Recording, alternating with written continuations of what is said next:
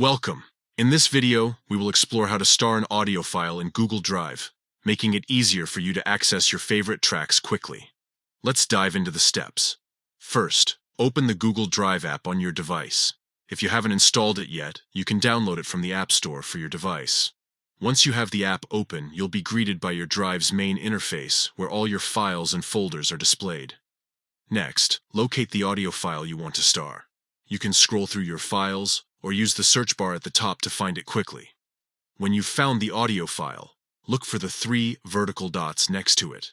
This icon represents more options for that specific file. Now, click on those 3 dots.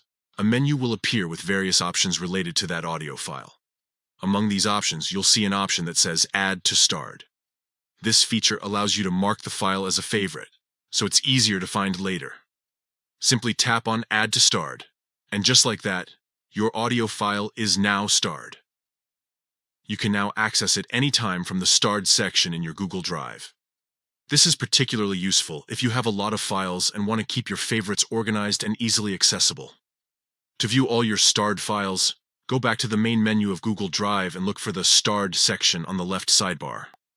Click on it, and you will see all the files you've marked as starred, including that audio file you just added.